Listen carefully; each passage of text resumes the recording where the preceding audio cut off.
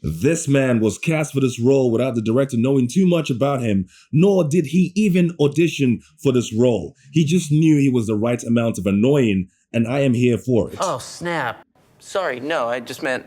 No, that's like, I meant that in a good way. It's like I'm a fan, basically. Keep going, dude. A Real Pain is a buddy road comedy drama written and directed by Jesse Eisenberg, starring Jesse Eisenberg and Kieran Culkin.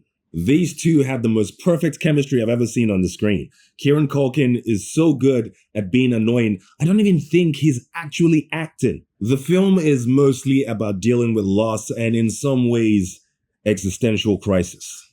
But before I jump into all that, here is the plot to this wonderful movie. American circular Jewish cousins David and Benji Kaplan embark on a trip from New York City to Poland to visit the childhood home of their late grandmother and to connect with their heritage. The trip was more of a pity trip because Benji seems to be going through depression. However, Benji is extremely emotionally unpredictable at any given time. Have you ever met someone who is absolutely unaware of how annoying they are? That their annoyance drives you straight up the wall. You end up gaining some kind of enlightenment about your own existence. That's how annoying they made you reflect on you. You just want to pound their face in, but you don't because it's obviously illegal and perhaps immoral. And then later you thank them for making you so angry that you had to dig deep into your own soul, and now you're a better person for it.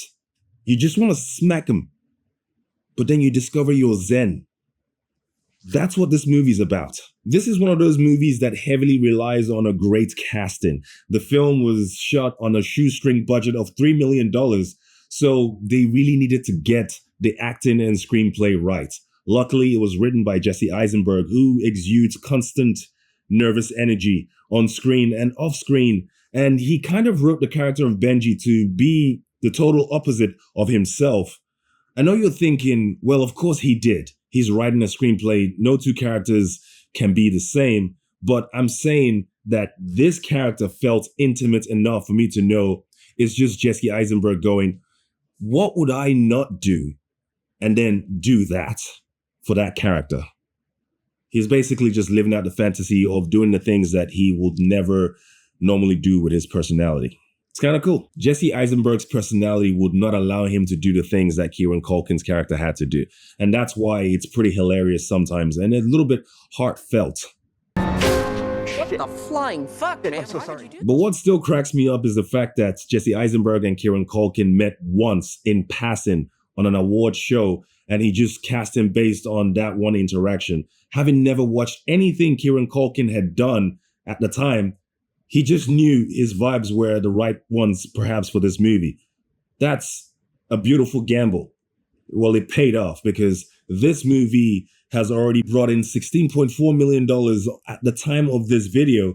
That's an absolute smash hit for a $3 billion investment. And the movie, Jesse Eisenberg. Thank you for this movie. You're a genius. I would never say that to your face. I'm never saying it again, so soak it up. The film did well with its budget. There are no elaborate sets, just real locations as they travel down to Auschwitz in Poland. Now, you would probably think, because I just mentioned Auschwitz, this movie is going to be dark and sad, but it doesn't actually feel that way. It just feels like we also took a trip with them, and then we objectively observe where all this terror happened. And at the same time, the film doesn't leave you sorrowful, nor does it try to emotionally manipulate you to feel sorrow about where they just visited.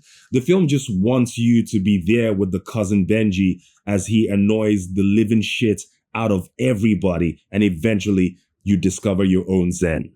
Not him, you do. I'm going to go ahead and rate this movie an annoyingly funny 8 out of 10. It's a perfect watch for a chill moment.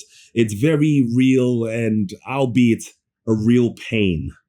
And the Oscar goes to Kieran Culkin, A Real Pain.